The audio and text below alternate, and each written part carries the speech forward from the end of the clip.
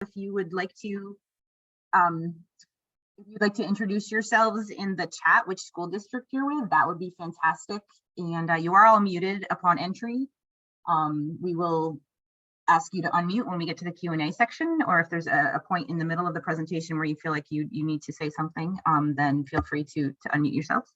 But feel free to please introduce yourselves in the chat, which school district you're with, maybe what role you have there, and if you could let us know where you're at in the EV school bus journey. If this is the first time you've heard about it, maybe you're applying for the grant already, maybe it's something that you've kind of heard about but you want to learn more, please feel free to put that in the chat.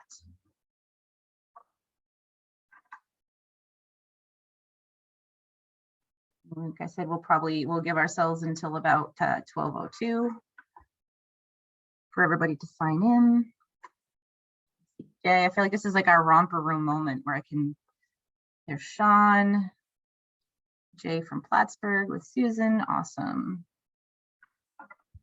Great, so I'm just gonna reiterate this for folks who are just hopping on. Please introduce yourselves in the chat. If you can say which school district you're with, the role that you play with that school district, and where you are at in the electric school bus journey. That would be helpful for all of us to learn from each other, and for us to help our presenters understand where we're at and what's going on, and how we can best assist you. So I'm gonna dive in. It's 12:02. So again, my name is Jennifer Perry. I am with the Adirondack North Country Association, that's ANCA, and we are here with Matt Price, who will be our tech person. Matt is over in Watertown. He's an energy circuit rider with our team, the clean energy program. Nancy Bernstein is also a energy circuit rider, also on the Saranac Lake School Board, very knowledgeable and experienced in this whole realm. Jill Henk is 2 offices from me in Saranac Lake. She is our director. And Sean Jackson is on the call from ANCA as well, and he is our clean energy program intern. So that's the clean energy team. So I'm going to start with a land acknowledgement. I think some of us have heard these, but this is a value statement that's important to the ANCA staff. So I'm going to read this for you. We would like to acknowledge that ANCA conducts its work and its staff, and many board members live on the traditional lands of the Haudenosaunee and Abenaki people. The Haudenosaunee Confederacy predates the creation of both the United States and New York State. These lands were not ceded, and we recognize this history of dispossession. We acknowledge the enduring relationship that Haudenosaunee and Abenaki people have with this land, past, present, and future. So that's an important thing for us to acknowledge. So again, thank you so much for your time. And I know we're all incredibly busy, but this is a pretty timely topic, and we're really, really honored and excited to be able to hopefully support you all in your goals and journeys. So I'm just going to do a really brief orientation of ANCA. Is again, Adirondack North Country Association. We are based in the Saranac Lake area, but we service all of the counties north of basically I-90. So there's 4 counties, but we have a special focus usually on the 7 northernmost counties in New York State. ANCA supports rural community development. That's our primary goal. We have 3 programs. One is an entrepreneurial program. We have a food systems program, and of course the clean energy program, which obviously is how we're here and why we're here.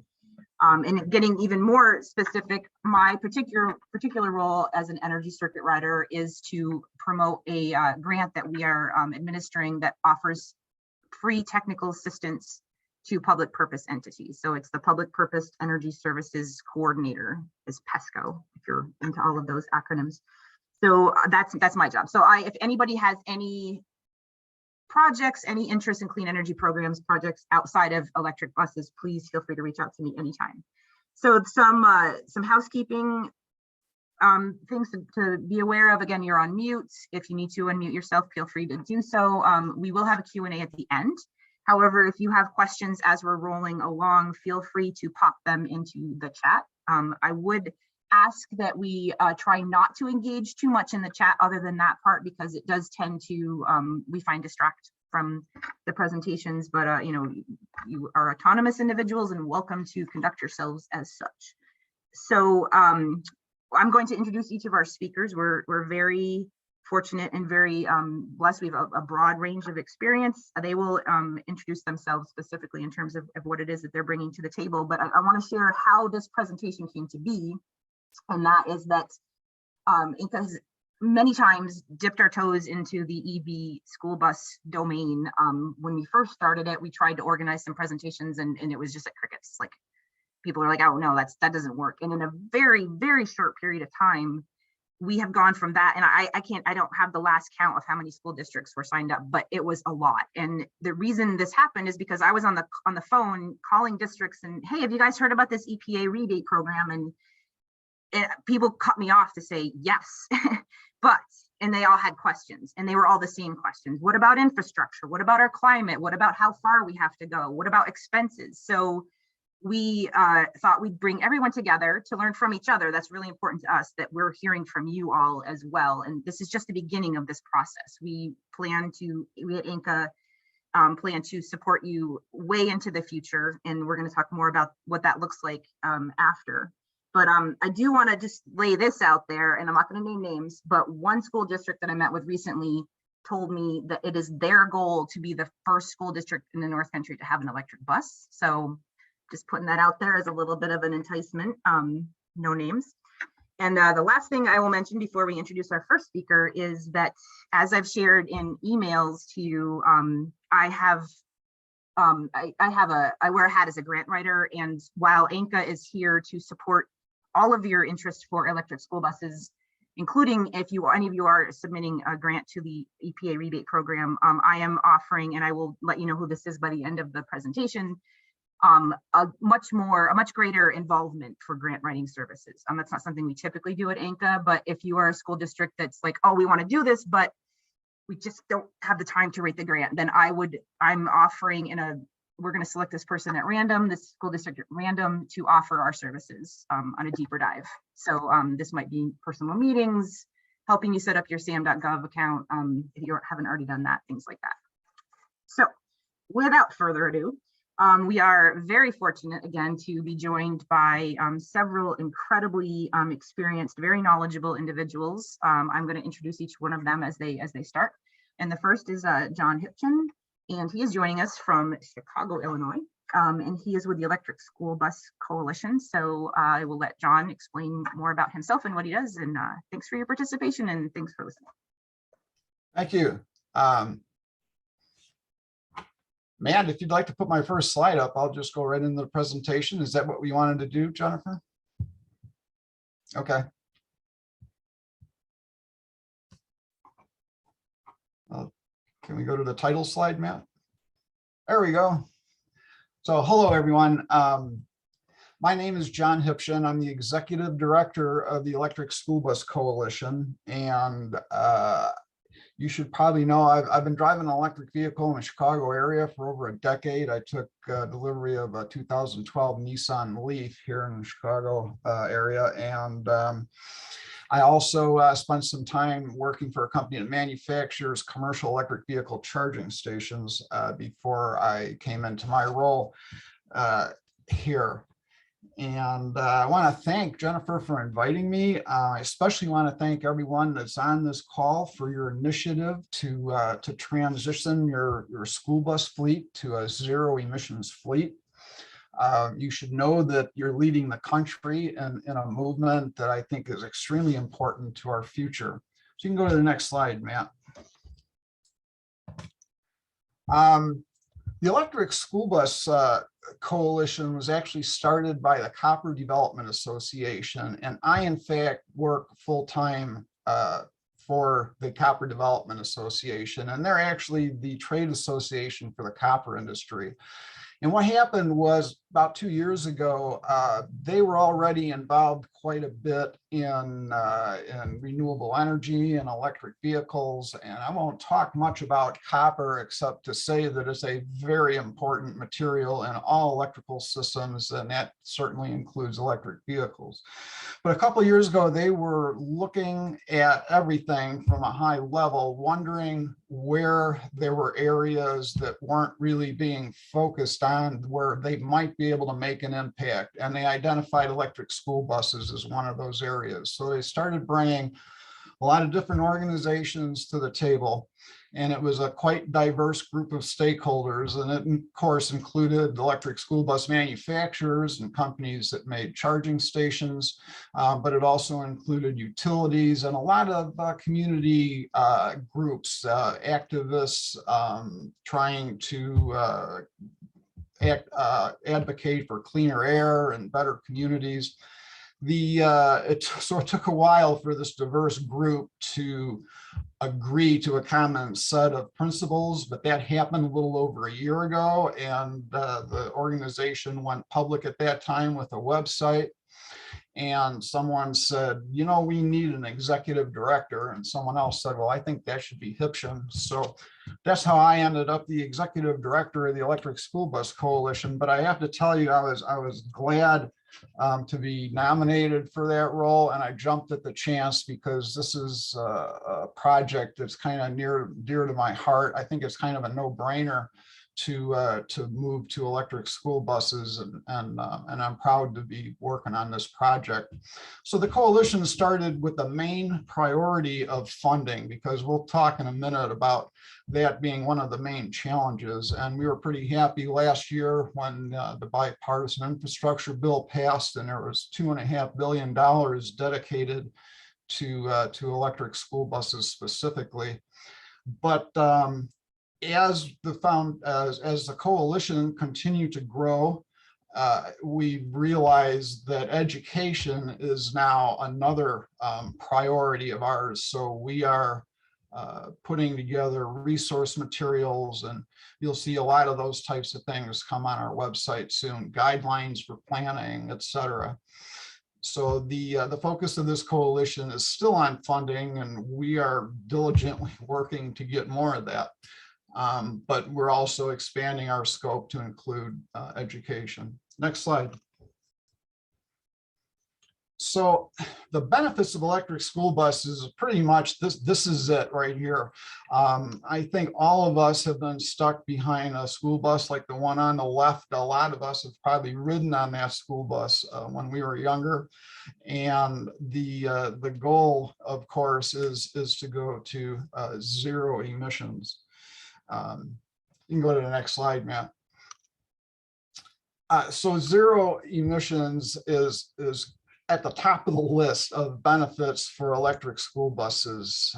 Study after study shows that the air quality inside of these buses is not good, and can be quite harmful to the kids that are riding in these buses. And then on top of that, as you know, we're all focused on reducing greenhouse gas emissions, and the transportation sector is a huge part of that. If I'm not mistaken, it's a good 40% of greenhouse gas emissions.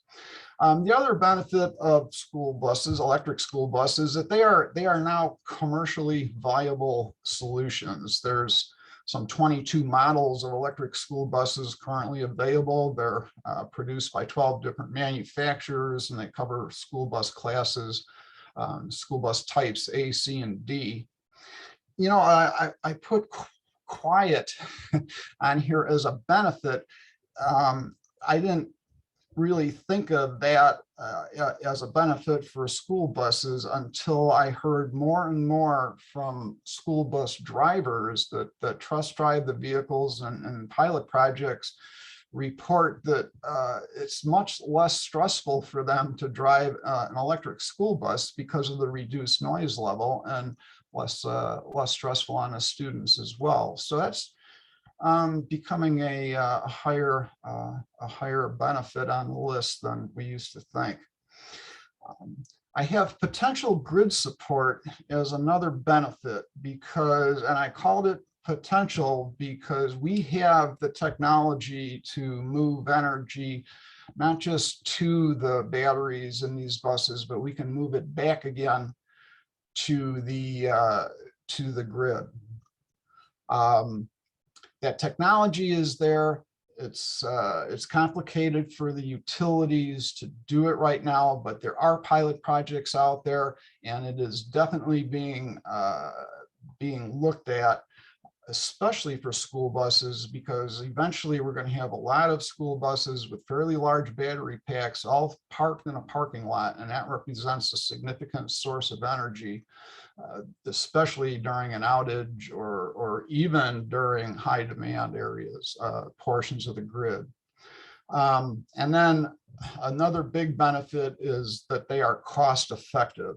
Something that especially governments haven't done much before is look at long-term ownership costs and total cost of ownership, if you will. And electric school buses have economic advantages when you look at the cost long-term. And I want to talk a little bit more about that before we go further. Next slide, Matt. So the top reason for the cost benefits has to do with low fuel costs. Electricity is just a lot less expensive than gasoline or diesel. And even back when gas was only $3 a gallon, electricity was still considerably less expensive. So the operating cost just for fuel on an electric bus is going to save as much as I've seen $2,000 a year per bus. And then there's reduced maintenance costs. The amount of components on an electric school bus is far less than what you have on a conventional diesel bus. That doesn't mean, though, that you're not going to need mechanics. We'll need mechanics. There's still suspension and, brake systems and all that. But their job is, a lot of it is going to move toward electrical systems. But the maintenance costs long-term are going to be considerably lower than what we have with conventional diesel buses. And the last reason for the long-term cost benefits has to do with the longer service life. We really don't know how long electric school buses are going to last yet, but we think it could be as much as 25 or 30 years compared to a service life right now of maybe 15 to 20. And again, those low maintenance costs and fuel costs will just add up for longer periods of time. Next slide. So there are challenges of transitioning to electric school buses. Top on the list is cost. Although there are cost benefits long-term, the upfront cost to an electric school bus is about 3 times as much as a conventional diesel bus. And that's why there's so much focus on funding initiatives to help school districts get past that upfront cost. The next challenge is charging infrastructure. You are very likely going to have to upgrade the electrical supply service. And we'll talk in a minute about how important it is to partner with your local utility. And then the next big challenge is planning. The routes and the daily routines that you've been used to with diesel buses are going to need to be reassessed, and a lot of those procedures are going to have to be readjusted for the electric school bus fleet. Next slide. But these challenges can all be overcome, and the best way to overcome the cost problem is to monitor funding opportunities and definitely submit applications. And we're fortunate today to have Valerie with us from the EPA, who's going to talk about the Clean School Bus Program, which they are administering. And I highly encourage you, if you haven't done so yet, to check out the application for funding through the EPA on that program. And there are going to be more programs coming. This is just the first round of that $2.5 billion. So you're going to have to keep monitoring the EPA website for the next rounds of funding. Charging infrastructure, I cannot emphasize how important it is to connect with your local utility at the very, very beginning of the planning process. Probably before you even start talking to electric school bus manufacturers, you should have already talked to the local utility. you're going to have to partner with the utility. They're going to be an important entity in the whole process. And then planning, I think it's important, and we've heard from many school districts that have gone through this, that it's important to put a team together that will collaborate with other experts to help get through the planning process and know ahead of time how you're going to handle all these challenges. That team effort is going to be important. Next slide. So what I want to do is I want to cover just a couple of terms that are going to come up often. And the two terms that are in particular I want to talk about are KW versus KWH. And it's not difficult, but when you're used to gasoline and diesel, these are terms that you might not know or be familiar with. So KW stands for kilowatts, and it's really a rate. It's how fast we're moving energy, and you can kind of compare KW to gallons per minute when you're fueling a car. And then when you're driving a car, you're also consuming gasoline at a rate that could be converted to gallons per minute. And when you're consuming electricity, you're talking about a similar type of rate. We're using energy at a rate. So a kilowatt equals 1,000 watts. And you probably at home have a pretty good size hair dryer, and you might be as much as 1,200 watts. And again, 1,000 watts in a kilowatt, you got 1.2 kilowatts when you're using your hair dryer. Next slide.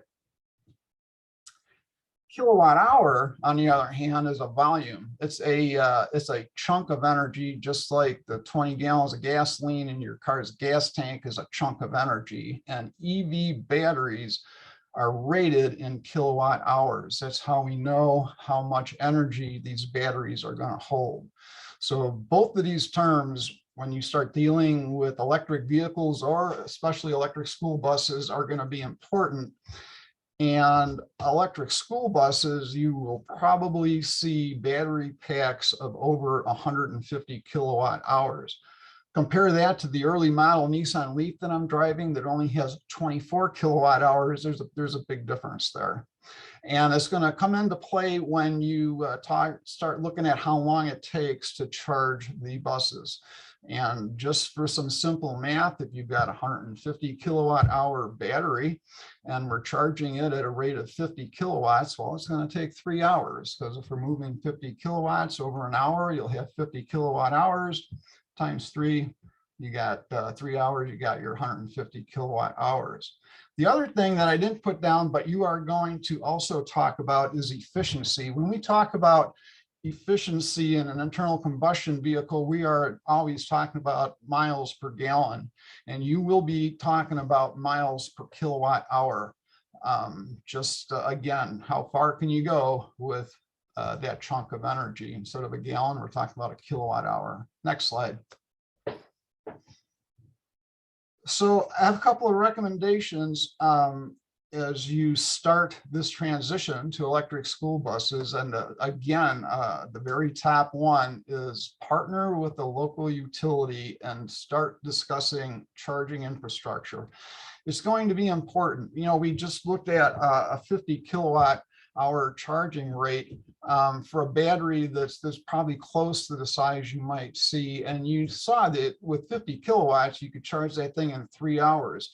The advantage that you are all looking at with school buses, that they are parked for a pretty significant period of time overnight, and sometimes, a lot of times during the day. So you've got a lot of options to charge the school buses that, for example, a commercial operation with delivery trucks that might be operating 2 shifts or even 3 a day doesn't have. So work with your utility to take advantage of those options. They're going to be important. Form the collaborative group that I talked about. A team working on this is going to be very helpful, and engage with experts to assist with the planning.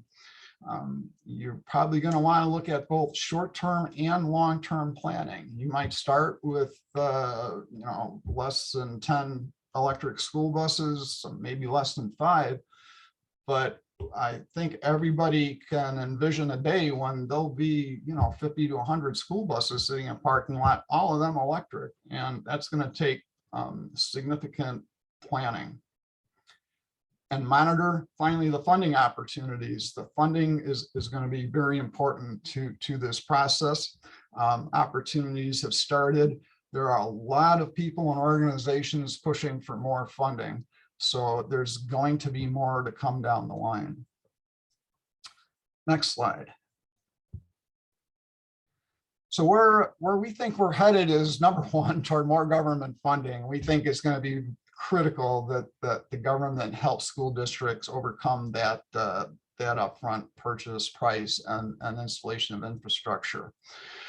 We're working hard to put more comprehensive resources together for school districts and fleet managers, as well as government officials, so they understand what they're helping to fund. On the good side, the good news part is that as of March, there's more than 400 school districts that have committed to installing or deploying more than 12,000 electric school buses. However, there's more than 450,000 school buses that carry our kids back and forth to school every day. And for me, that was a big revelation. There's only 150,000 transit buses in the US. We have 3 times as many school buses as we have transit buses. And that was kind of eye-opening for me, and kind of puts this in perspective. We're at the very beginning of this process. We've got a long way to go. Next slide. I don't want to put a whole bunch of links in front of you, but 2 pretty good ones are, in fact, the EPA Clean School Bus Program website that you'll hear more about. And another one is the World Resources Institute has an electric school bus initiative, and they have a lot of really good information there as well. Next slide. And of course, we encourage you to visit our website. It's eschoolbus.org. And as I said, there's information there, and we will be adding more. So you can please keep an eye on that one too. Next slide. So finally, I really want to thank you for your initiative to start this process. As I mentioned, I think it's a no-brainer. I wish we were a little further along than we are, but you should know you're leading the country in rural school districts with longer routes and in colder climate. That represents one of the biggest challenges for electric school buses, but these challenges are not by any means insurmountable. The solutions are there, and I encourage you to take advantage of the help that's available. There's a lot of organizations and people that will do whatever they can to help you succeed. So with that, once again, I'm thanks again, and I'll turn it back to Jennifer. Fantastic, John. Thank you so much. John will be available during our Q&A at the end, but as a reminder, if you have things that are popping into your head as we're hearing from our presenters, feel free to add it to the chat section. And as we go along too, we'll be dropping in a different variety of links. And as a reminder, we will be sending out the slides. We will be sending out a recording of this presentation, and we have compiled a resource document as well with several links. I will say, in putting together this resource document, it's nearly overwhelming in terms of what's out there for support for this journey. So that's fantastic. Thank you so much, John. So our next person will be Valerie Ashkenazi from the EPA, and they had a barbecue something. That's how we that they had to discuss this and her availability. So super excited to hear from her. I'll turn it over to you, Valerie. Thanks, Jen, and yeah, I hope everybody had a good July 4th weekend. Hope they got had a good break or cookout, and having a good summer so far. So I'm Valerie Eskenazi. I'm with the Environmental Protection Agency Region 2 office. So you might know that EPA is headquartered in Washington, D.C., but there are 10 regional offices. And here in New York City, we cover EPA programs for all of the states of New York, New Jersey, Puerto Rico, the Virgin Islands, and also the 8 federally recognized Indian nations in New York State. So it's great to have this opportunity to share more information with you about EPA's Clean School Bus Program. Thanks, John, for the teeing that up there, actually, and already giving some background on the bipartisan infrastructure law. And when also known as the Infrastructure Investment and Jobs Act, was passed in 2011, a lot of money was given to different federal agencies, so Department of Energy, Transportation, EPA, to stand up these programs to not just help with transitioning clean school buses, but also personal vehicles, heavy duty trucks to cleaner alternatives. So EPA is the lead agency for the Clean School Bus Program. And if you go to the next slide, I could tell you more. So EPA's goal is to protect human health and the environment. So by managing this Clean School Bus Program, we're hoping to reduce emissions from diesel buses by replacing them with cleaner alternatives. So that includes both battery electric and cleaner alternative fuel options like compressed natural gas and propane bus models. Next slide. So under this program, EPA was budgeted $5 billion over 5 years for the replacement of existing school buses. And that money is going to be split up into different installments. So right now, EPA currently has one opportunity open, which is a rebate program that schools and other groups can apply to receive funding for purchase of electric and cleaner school bus models. This is just, I just want to emphasize, this is only the first funding opportunity. So John had already put the link up, but it's really important to subscribe to EPA's Clean School Bus Program listserv so that you can get updates about when the application period closes and other opportunities that are going to be coming, because this is just the very beginning. This is more of like a pilot phase for us. This will be the first funding opportunity, and then there will be more probably as soon as the fall and over the course of the next 4 years.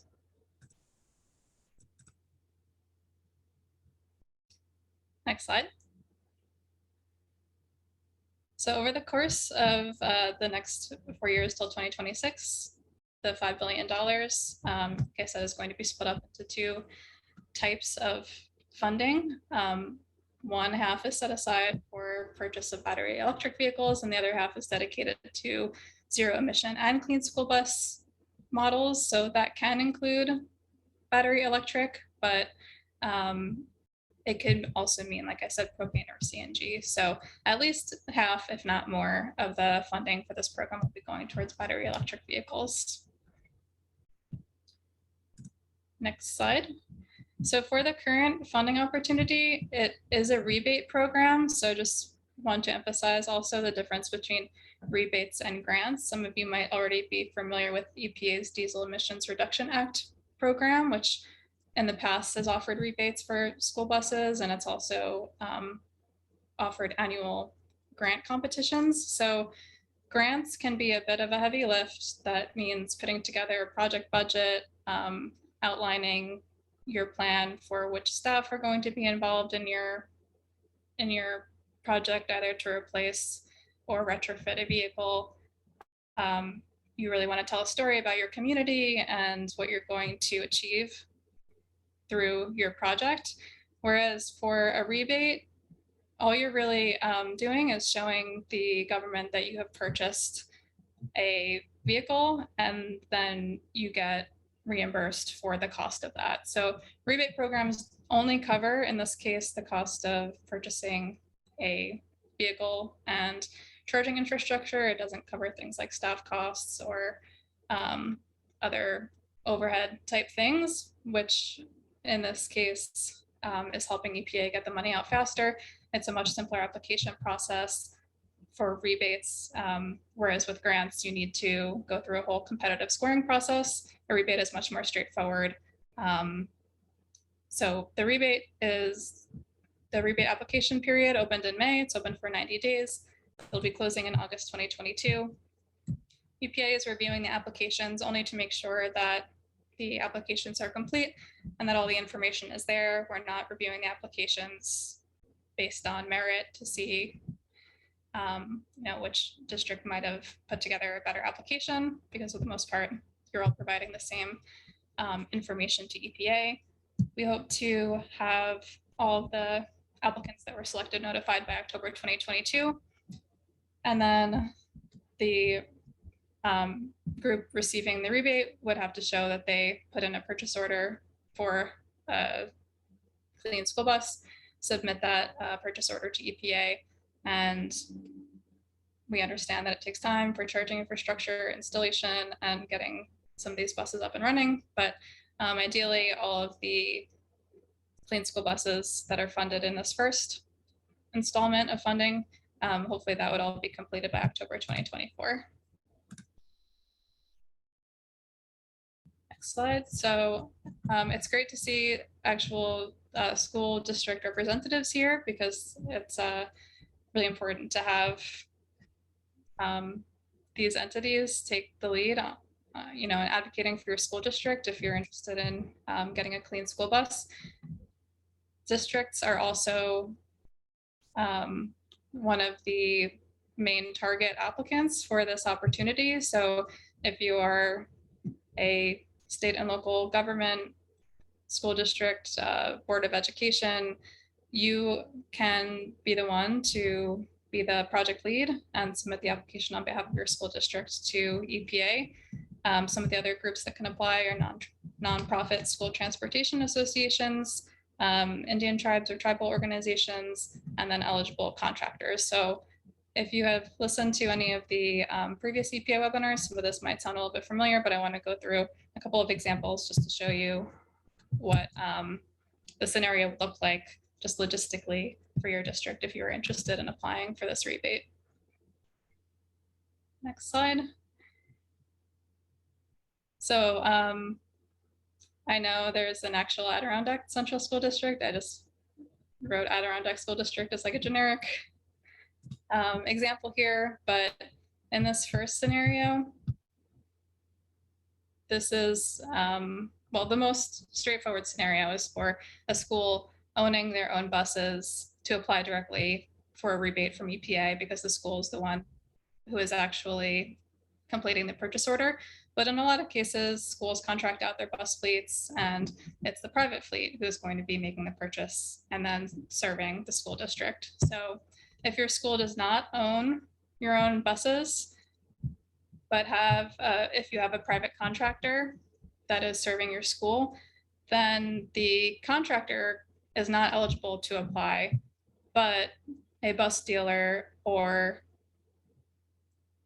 the school district is eligible to apply on behalf of the school district. So here you have a dealer, which in this case would be like a vendor, a third party, can apply to replace buses owned by a contractor serving a public school district that's eligible for the rebate program. So scenario one would be that the Adirondack School District would apply directly to replace buses that they own. Scenario two is that they work with a dealer to replace the buses for the private fleet.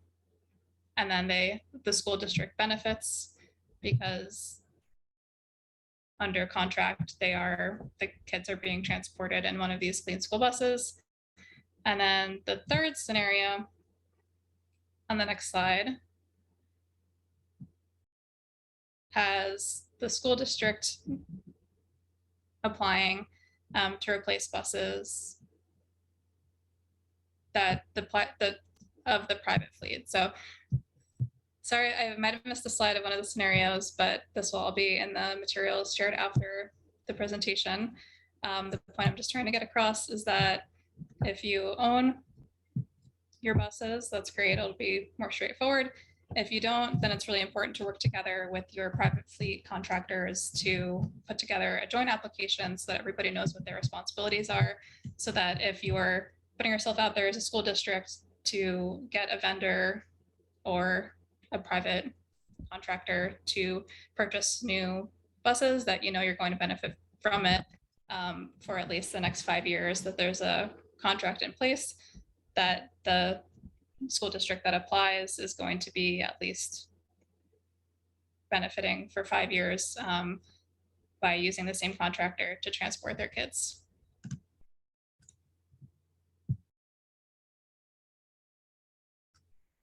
Next slide.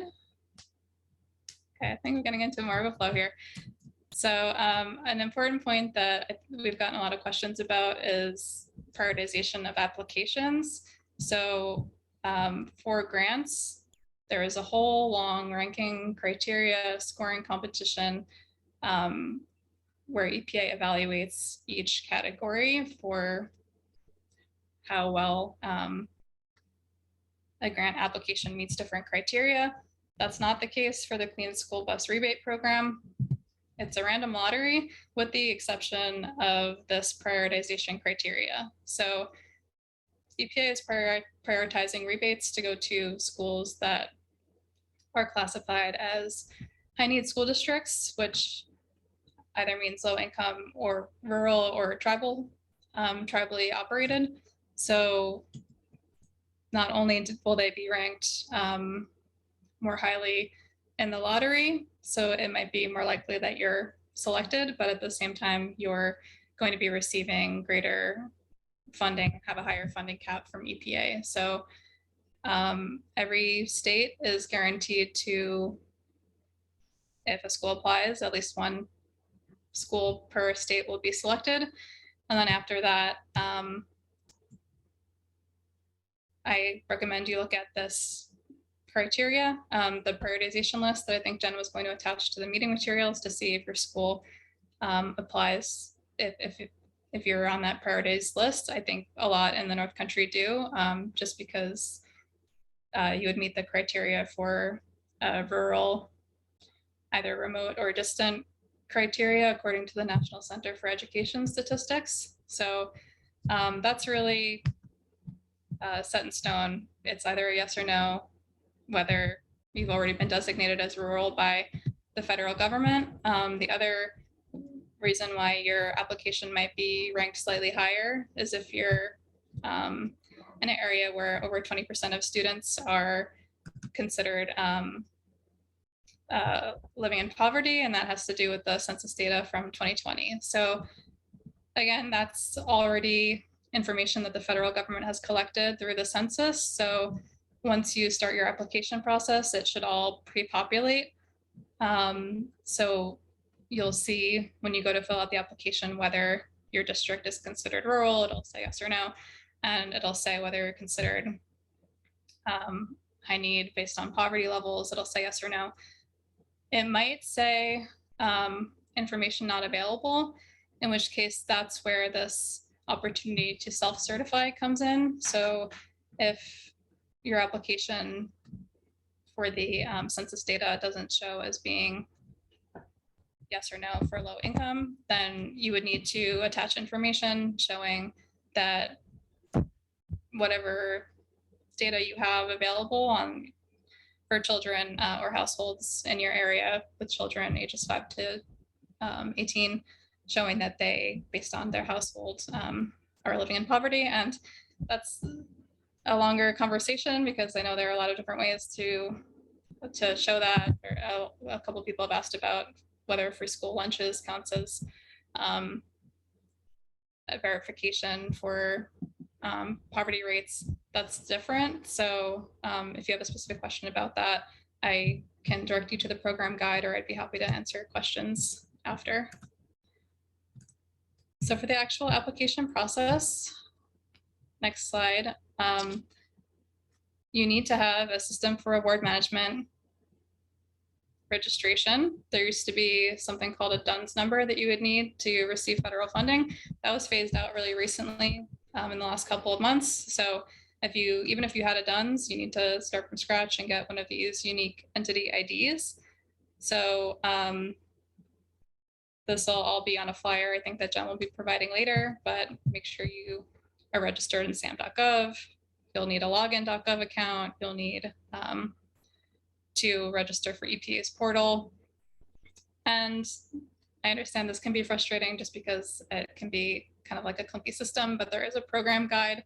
And if you email cleanschoolbus@epa.gov, they're available to help also if you're experiencing any issues with like registering your email, or even sam.gov has some help desk staff available to help with just the technical part, getting through that technical part. So it can take up to a month to get registered from sam.gov. It's just what I've heard. So the sooner you start, definitely the better. We're at the beginning of July, so even if you start the registration now, you should absolutely have enough time to get your application in by August 19th. Next slide. And on the application, it'll ask whether you're requesting funding for buses or infrastructure. You can request funding for up to 25 buses.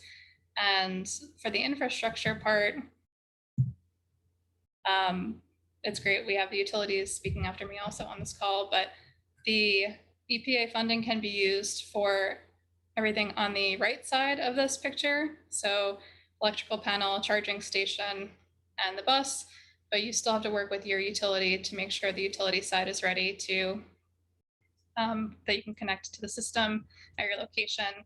Anything like the electric meter, transformers, that infrastructure on the left side is something that you'd have to figure out with the utility.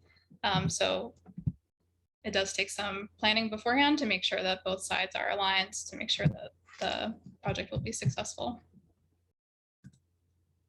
Next slide. So the application period, I'll just say one more time, closes in August 19th. This is only the first funding opportunity of many. So this is $500 million out of what's eventually going to be $5 billion. You can sign up for the Clean School Bus listserv at epa.gov/cleanschoolbus. There's also links there for other upcoming webinars, and new information will be posted there. The application guide is there. Anytime we get questions from the public, we update a FAQ document there. So that's a great place to look for information. Starting to talk to your utility now. It's really important. And we're trying to get an initial idea of who is applying in our region. So if you are thinking of applying, I saw a couple of comments in the chat also. It's really great because we want to make sure that we're getting good coverage across the country, and any other feedback you might have for future iterations of this program is also helpful, because this is just the first and we can tweak things as we go. And then the Diesel Emissions Reduction Act, or DERA program, separate program, same part of EPA, that has also provided funding in the past for electric school buses, but that is a competitive grant program. So it's more work to apply than for the rebate program, but I just wanted you to know. Also, just for your communities in general, if there are any other things you're thinking about replacing or retrofitting, like city buses or construction equipment, those types of vehicles are eligible for replacement under the DERA program. So there are a couple of overlapping programs, but again, it's all at epa.gov/DERA. So you can see information about the DERA program, or /Clean School Bus for the Clean School Bus program. And on the last slide, there's also contact information for EPA Region 2. So that's region 2_clean_diesel@epa.gov. We'll send out information from headquarters periodically to all of our stakeholders in New York and New Jersey.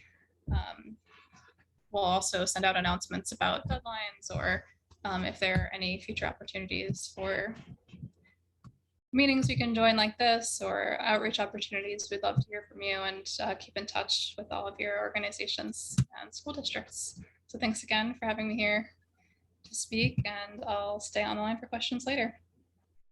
Fantastic. Thank you so much, Valerie. And again, what an incredible opportunity, and arguably a game changer in this entire process.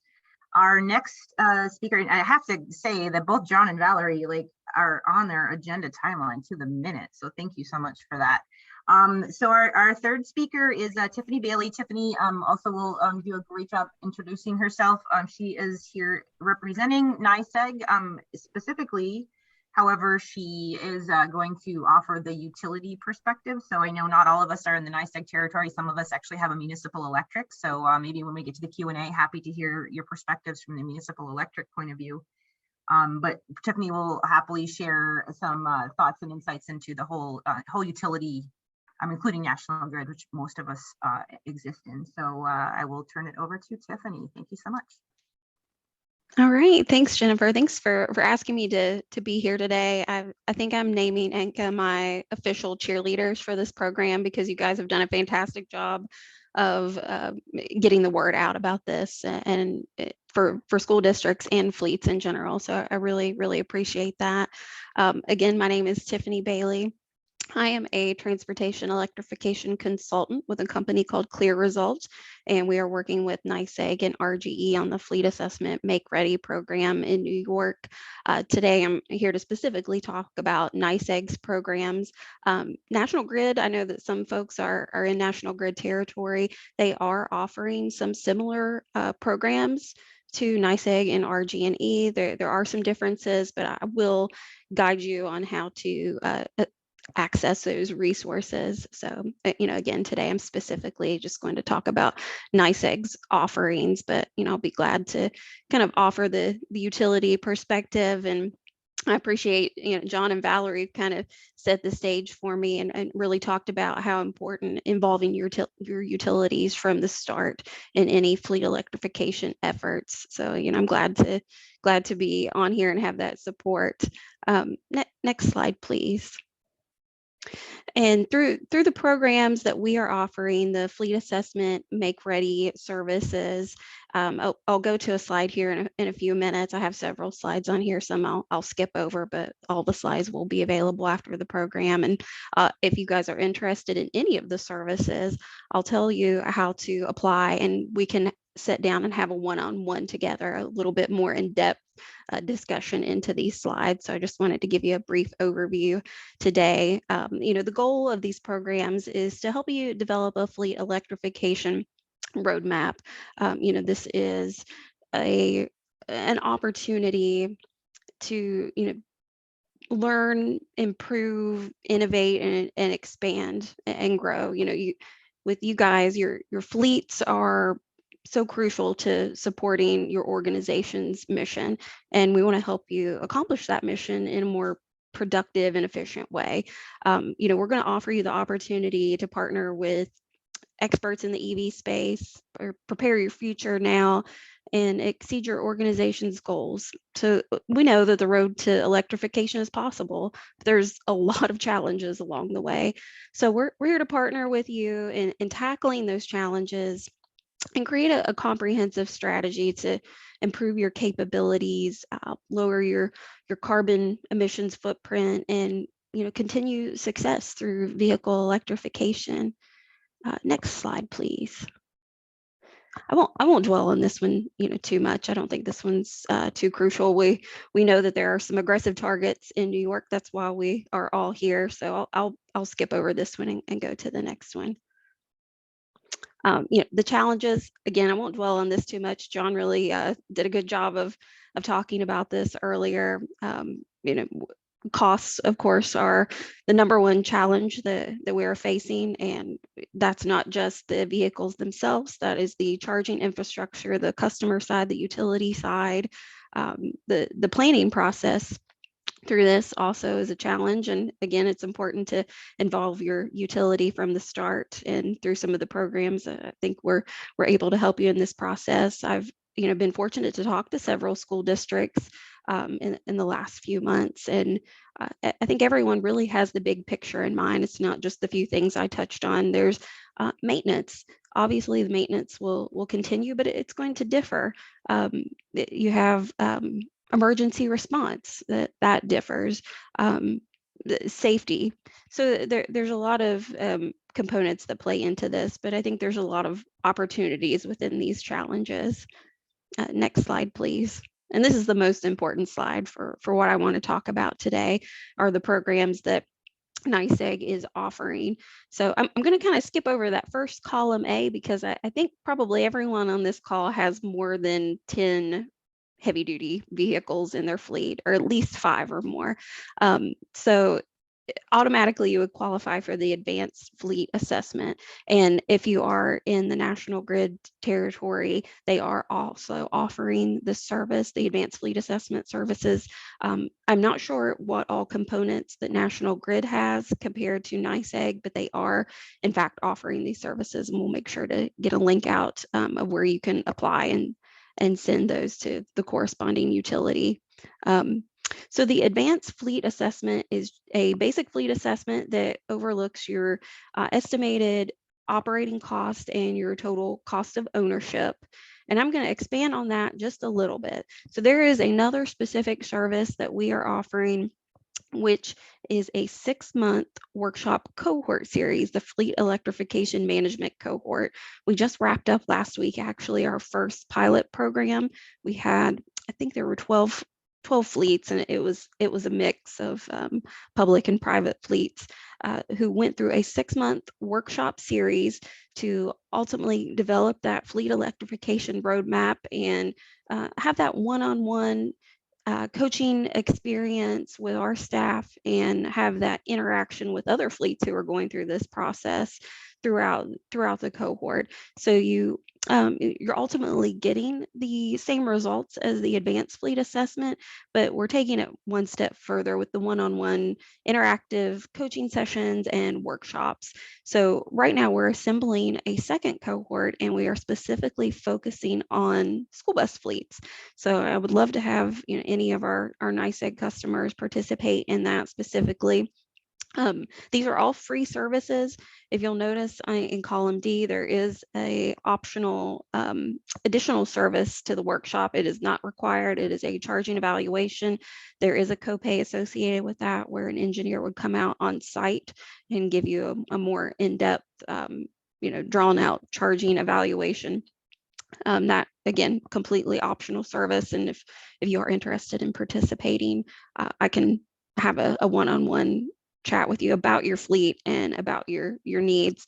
But specifically, our focus in this program, specifically through August 19th, is going to be assisting school districts, because we see the opportunity with the EPA's Clean School Bus funding. It's just a fantastic opportunity that we want to support. So if you are interested in applying to that funding, something that we are offering beyond the services that I've just briefly described here is specific support for the EPA Clean School Bus funding. A little bit like Jen had described, I was also a grant writer in my previous life. So we are offering some support, lower level support in helping you apply specifically for the EPA funding. So if you are interested in that, we'll give you some details. If you want to, I know I'm running a little short on time. If you want to go to the next slide. Let's go ahead and skip to the next slide. Okay, the Tiffany, workshop take your fund. time. Sorry, Okay. take your time. It's okay. Okay. This, I just wanted to touch on this. This is just a little overview of the workshop series. Again, it's a 6-month workshop series, an 1.5-hour workshops. If you are interested in participating, these are the topics that we'll focus on. And, again, like I said, if you are very interested in applying for the EPA funding, I encourage you to go ahead and submit an application to us for the fleet assessment services. Even if you want to go ahead and participate in the 6-month workshop series, we'll get the ball rolling immediately to assist you on applying for EPA funding. Let me look through my slides here and see if there's another one I want you to touch on. I will say, I looked in the chat earlier to see which school districts were here, and I believe everyone is a prioritized school district except Plattsburgh. And I just looked at the folks who introduced themselves in the chat. So, it's a great opportunity to get the maximum funding if you are a prioritized school district. And I'm sure anyone from the EPA, if you participated in any of their events, they encourage everyone who is eligible to apply. So we are more than happy to support that. It looks like they just popped in the chat how to apply to our program. So this is a program through the Joint Utilities of New York. You'll see several utilities throughout the state who are participating in this. National Grid is another one. There is just a standard form for all the utilities who are participating. So you'll fill that out and then look for the email address for your corresponding utility to send the application to. So if it is coming to me at NICEAG, I will respond to you and set up a time so we can have a 30-minute one-on-one discussion to learn a little bit more about your fleet and your goals and where you're at in the electrification process. And then I can talk a little bit more in depth with you if you're interested in pursuing EPA funding or being a part of our next workshop cohort. So we would love to have you. So I think that is all I have. And I will be more than happy to stay on till 1:30 or beyond to answer any questions. But again, if you are interested, please submit an application and I can have an in-depth conversation with your team about next steps. Excellent. Thank you so much. And as shared, there is a comparable but not as fully developed resource through National Grid. So we're at INCA in the process of trying to learn more about what that is and to make those connections. So if you're National Grid territory, we happily will help you walk through that process. So again, one of the points that I hear repeated over and over is how important it is to engage with utilities from the start. And we find working with utilities, speaking specifically in NICEAG as well, to be that partnership to be really, really helpful, no matter what clean energy element it is that we're pursuing. So yeah, thank you so much. And our last speaker, and as Barry, and I wrote him as Bruce, I apologize. Barry Russell is from over the pond, as we say, over in Vermont, here to speak about their specific experiences with electric school buses. And as Barry is doing his talk, the Q&A that we're heading into is as much an opportunity for us to hear from you what challenges it is that you as transportation directors are experiencing that you'd like to share with us. So it's as much a sharing opportunity as it is an asking opportunity. So hopefully your brains and your juices are flowing to that end. And hopefully Barry is out there. I think you kind of came through as Jen Perry, and I renamed hopefully the right person.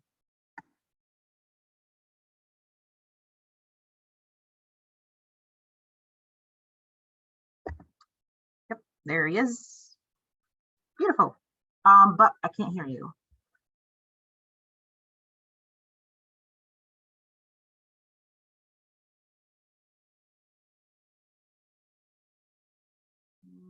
Still not. Matt, is there anything we can do? Oh, try that. Barry, I don't believe he's muted on our end. If we send you a phone number, Barry, are you able to call in for audio?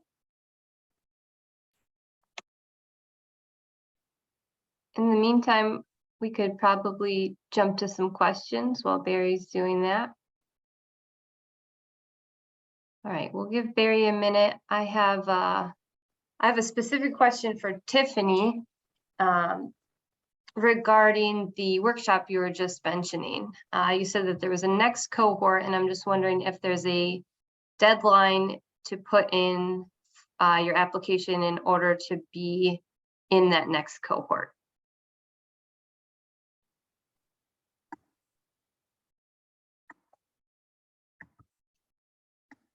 That question is for Tiffany, if you're still there, Tiffany. I'm sorry, could you repeat the question?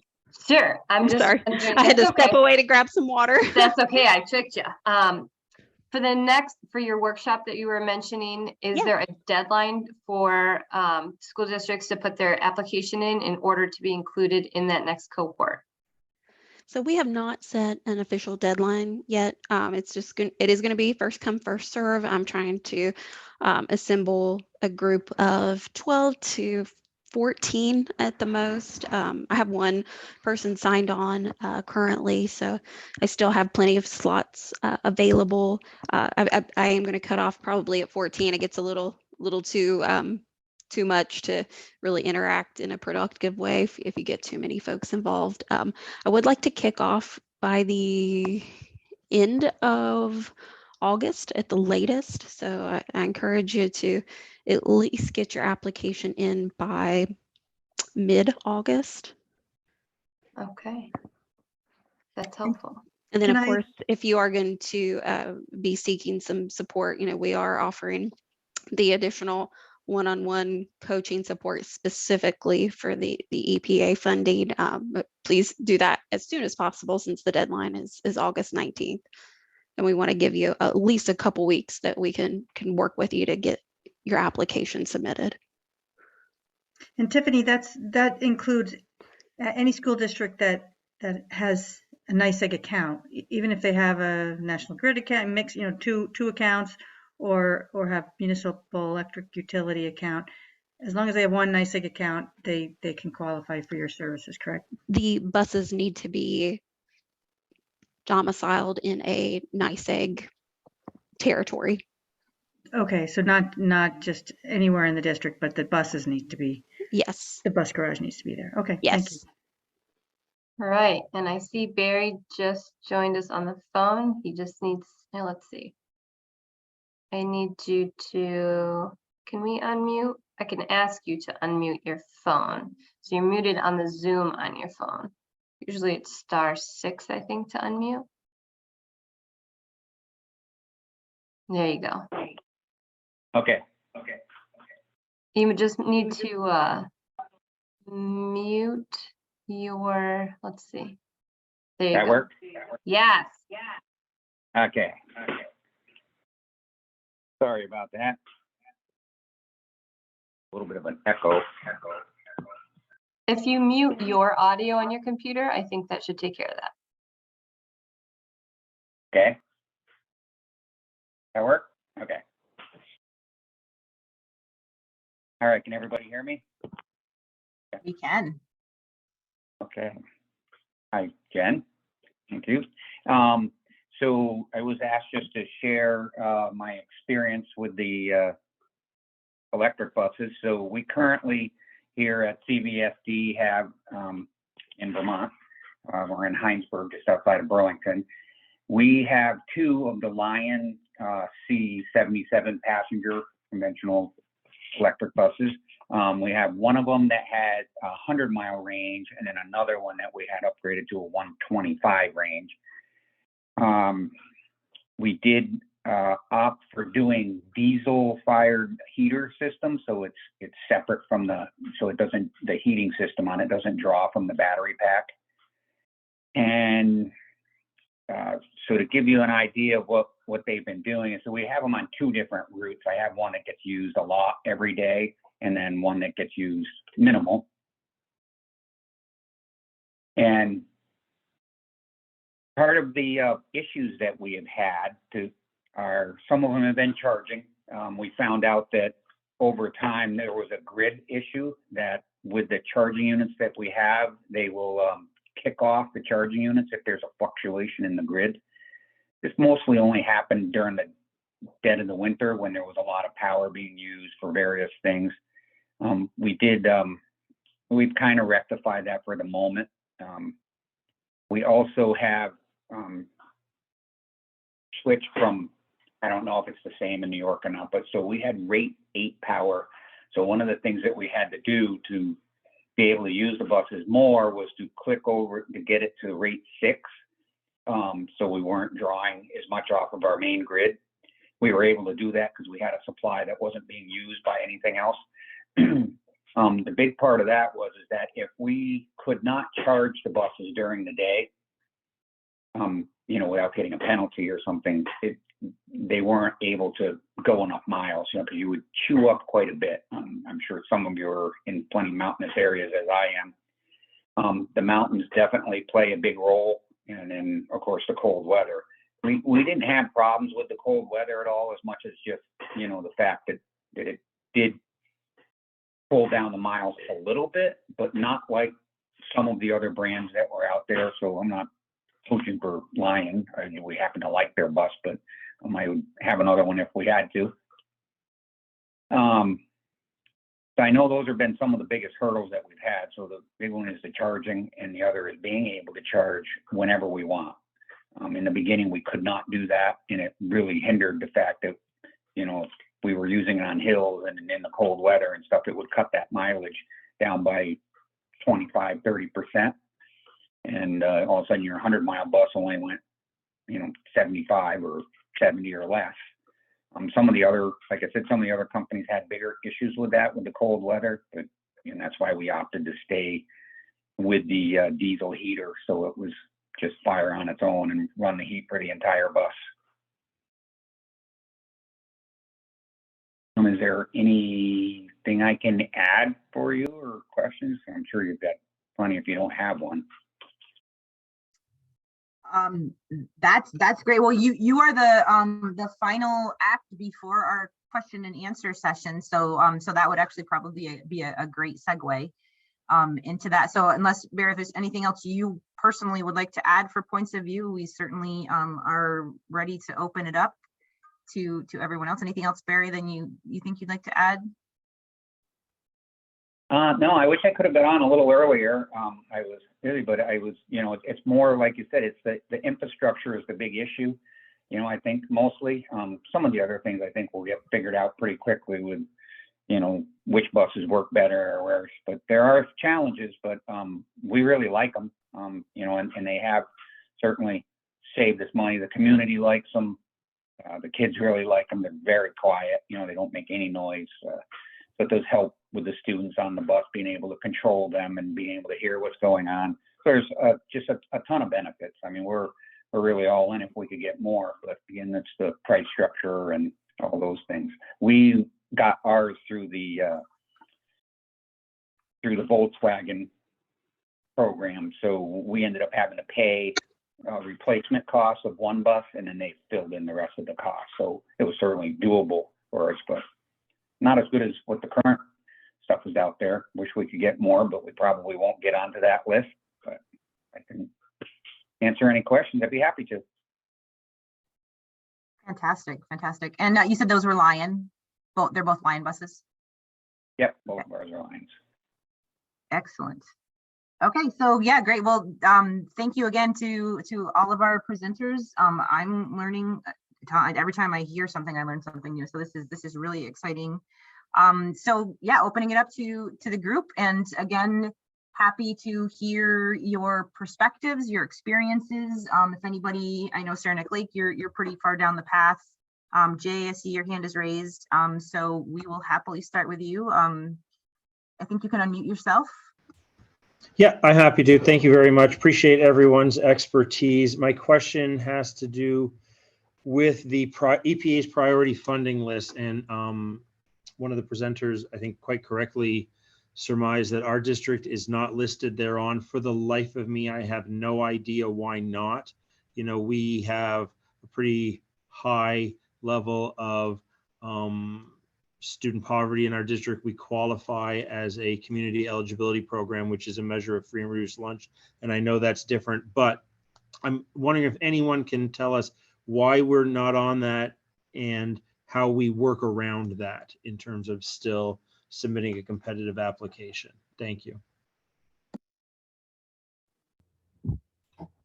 Yeah, just like Tiffany, I was trying to look up everybody's names in the chat box when we came on the line. So I was just looking at the census data, and I mean, I'm sure there's a lot more that goes into this, but it looks like it's at around 14–15%.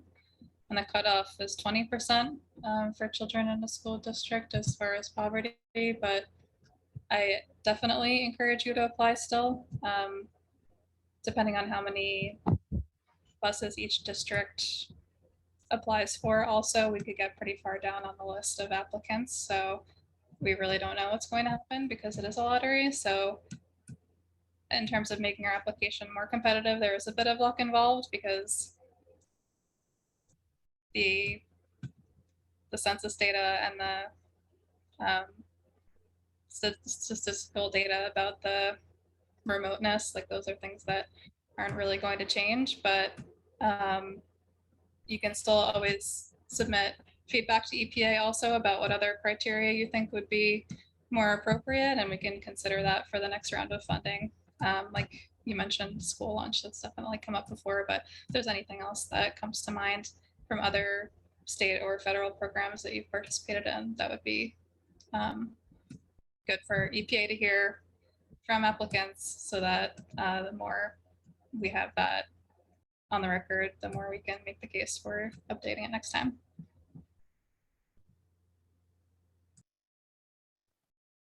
Great, thank you, Jay. Does that clarify? It does, but I think there's something wrong with the data, and I don't know if it pulled school district specific or town of Plattsburgh, which is not contiguous with our school district. But I mean, we're coming in 45% free and reduced lunch eligibility at minimum. And I know that's a different criteria from child poverty for census, but it can't be that different. So something is amiss. We rank higher than about half the districts in our area in most poverty measures. So I guess we'll have to get our hands dirty with census data. And there is an opportunity through the process to, I'm not sure the terminology, but to self-select, self-identify. Is that like where you can provide your own? Self-certify. I'd love to know more about the self-certification process.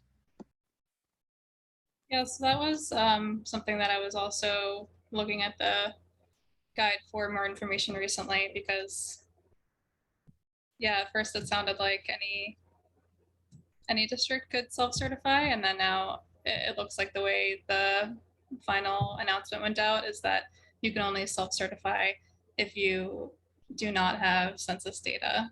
So the default is, yep, that SAPE list. And then that might not cover some schools because, for example, charter schools might not be on that list from the census.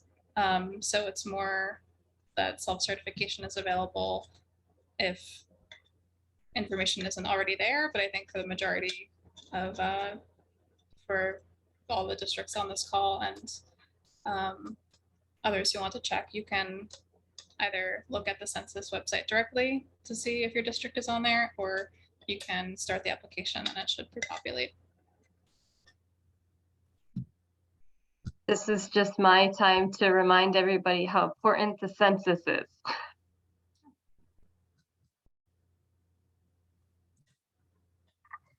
Yeah, thank you so much. And Jay, you know, we are available to support you too if there's a, you know, in any of that. And there, as some of us, most of us might know, there's an ongoing effort in New York State to be specific on how we quantify and calculate our disadvantaged communities, including hopefully a different terminology in the future. So great. I think Saranac Lake is not on that list as well, Nancy, is that correct? That's right. Yeah. Okay. I think they are. Yeah, I think they are. It's in Dannemora, New York. That's Saranac Central School District. That Saranac Central School District is different than Saranac Lake Central School District. Oh. Okay. Yeah. We had a question earlier too. Maybe, I don't know if this would be for you, Valerie, but there's the New York Truck Voucher Incentive Program. That is New York State. It's the VW settlement money being given out in New York State for all buses, including school buses. And it's more restrictive who can apply for it, but can it be layered on top of the EPA rebate or not? So in certain cases, yes. So I don't want to bungle the exact answer. So I recommend looking again at the project guide, but you can mix state and federal funds. So that's the first distinction. And then when it comes to the VW trust funds, that's federal money. So in order to mix federal funds, it has to meet certain criteria. So the VW funds are split up into different categories, and you can mix the funds if the VW funds are coming from mitigation action number 2, but not number 10. So that's the only thing I have off the top of my list here. I don't know offhand what those are. So yeah, I can help follow up though and see. But in general, yes, stacking funds is something to look into if it helps offset costs, out of pocket for your district. It's just the more scenarios or people involved, the more reporting and other considerations we'd have to take into account. So again, it's for VW mitigation action 2, it's okay, and 10 it's not. So yeah, I think New York State would probably have that information on their website also, how they split up their funding for their program with DEC and NYSERDA. Can I say something? I just dropped in the chat the TVIP implementation guide. So if you have some questions about the TVIP program, which I understand, their funding is split up and they have exhausted the CMAQ funding. So there was an opportunity if you fell within a certain county that you could be able to receive the funds and not have to scrap a vehicle, but those funds have been exhausted. So you do have to have I believe it's 2009 or older diesel vehicle to scrap to qualify for that. And if you do qualify for TVIP funding, we also have an additional program. I know that the qualifications are more stringent now with the CMAQ funding being exhausted. There is a medium duty, heavy duty make-ready pilot program that the utilities are offering if you are a TVIP recipient that can help support up to 90% of your utility side make-ready funding costs. Can you just clarify what TVIP is, please? Truck Voucher Incentive Program. Okay, I've never heard it said like that. Thank you. And I'll just say, I talked a little bit about our support of the EPA funding program, but anyone who's interested in seeking the assessment services, we will work with you one-on-one for all the funding opportunities out there, including TVIP, EPA's programs. There are some USDA funding opportunities, FTA. There's a lot of opportunities out there. So we are prepared to coach you on that. And in our workshop series, we have a whole dedicated presentation to funding.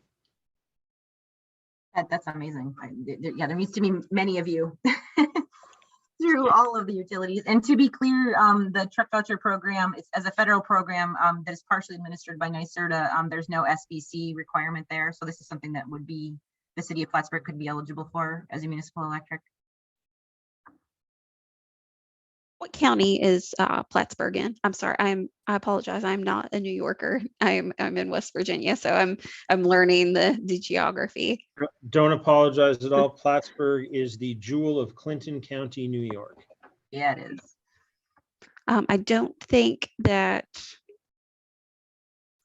is an eligible county, but I will look into that further.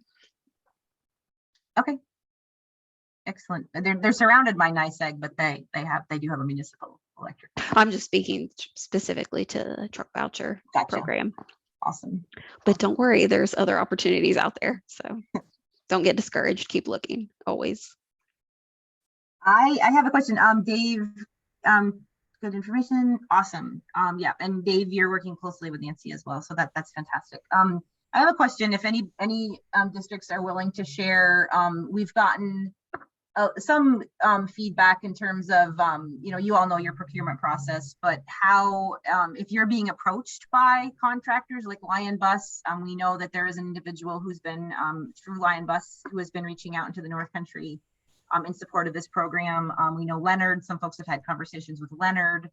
Are there any members of districts out there who'd be willing to share with us how those conversations are going, or if they've had those conversations?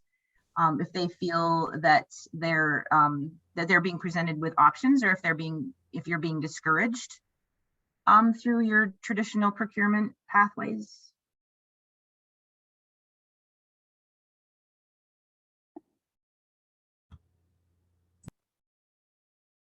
I'll take that as a no, but that is something that we're tracking here at ANCA on our end. And if you wanted to add something in the chat, or if this is a conversation you're not comfortable having in public, to that'd be really helpful. But one of the things that we at ANCA also offer are interactions and support and references, recommendations from contractors. So we work closely with Lion Bus. We have relationships with Leonard and other bus manufacturers in the area. So we're always trying to nurture that relationship. So we can help make connections for you, but we also can have communications with the contractors as well. And Nancy has her hand up. Daniel Mayberry shared that he has not been approached by any electric bus manufacturers. So thank you for that. Well, Nancy. my question was for Barry, and you mentioned, Barry, that you are now have deployed 2 electric buses, 2 Lion buses, and I wondered how big is your fleet? How many buses do you run daily, full size buses?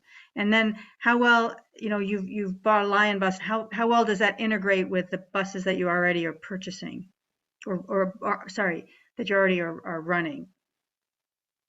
Okay, can you hear me? Yes. Yep, okay.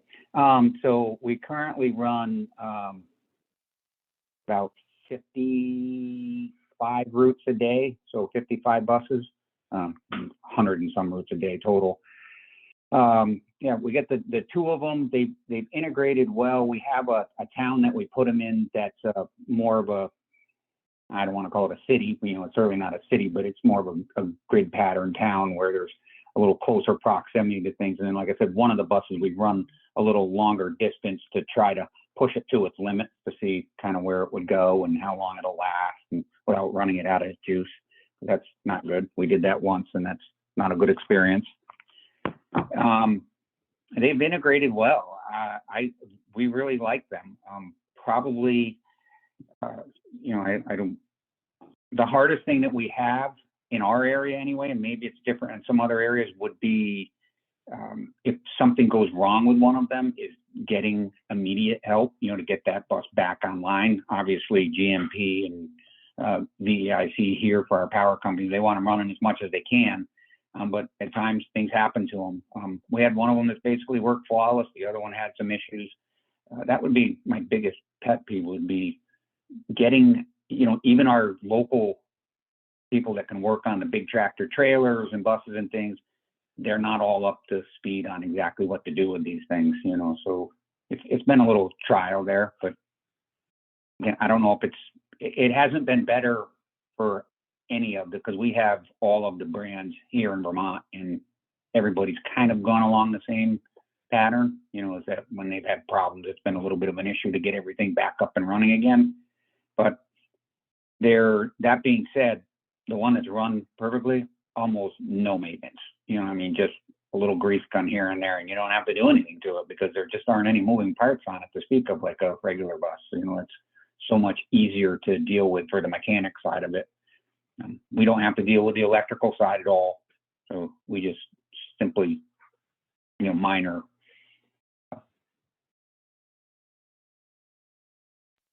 Thank you. I won't speak on top of Dave Whitson, who I think might still be on the call, who's the transportation supervisor in Saranac Lake. But I know our district, and I'm a school board member as well as working for ANCA. Our district, we purchased buses, all our buses from one source. So having the a bus that's electrified with the same body of bus makes it easier to service and maintain the buses. We have all the same parts if you need to replace anything, not the engine itself, but everything else on the bus. So that is something that is of interest to our district, is to keep with the same distributor, so it's the same type of bus. I don't know if that's typical of other districts as well. That's really helpful. We're at 129 and a half. And I still have to announce who will get my not grant assistance, but rebate assistance, or ANCA's assistance. But I see Jill, you have a hand raised. Do you have a? Yeah. First, I just wanted to check with our speakers to see if you're okay going maybe 5 minutes over. I just had a follow-up question, and I hate to rush everybody off. Obviously, anybody who needs to leave can leave. I'm good. Okay. I had one follow-up question to Barry's comment, and maybe John, perhaps you can answer this question. And I think a lot of us are realizing that there are huge workforce development constraints in the North Country, in New York State, and probably around the country. And specifically with, in regard to EV bus maintenance, I'm not familiar with whether or not that is done in-house. But I'm wondering if there are training programs available. Are you finding in Illinois, John, that the demand for that kind of service is outweighing the supply for those services? What does that look like in your neck of the woods? Well, there aren't a lot of electric school buses in our neck of the woods right now, but I can tell you that most of the bus manufacturers have been pretty good about training mechanics in advance of delivery of the buses, and they're doing everything they can to support that. I think, as Barry mentioned, the service requirements have been pretty minimal, and that's consistent with electric vehicles. The stage of the game, we're pretty good at making fairly robust electronic and electrical systems. So these, you're going to be dealing with a lot of the same types of issues that you did with the diesel buses, I think, with the brake systems and suspension and tires and things like that. The shift is going to be toward working with the charging equipment and infrastructure. And I should add that the charging is fairly standardized. So on AC current, you'll be dealing with the same sort of connectors. Some buses have the option for DC charging, but as I mentioned earlier, you've got a lot of options with the amount of time that you have to charge a bus, and it might not be necessary because DC chargers are much more expensive than AC chargers. I don't know, does that answer your question? Yes, that was helpful. Thank you. Fantastic. So this is a last call for comments, questions. Of course, as I said before, anytime, please reach out to us. I did, maybe if somebody from ANCA can drop our contact information back in the chat as a closing chat message. We will probably be reaching out to you by phone in the future, by email, but please reach out to us anytime.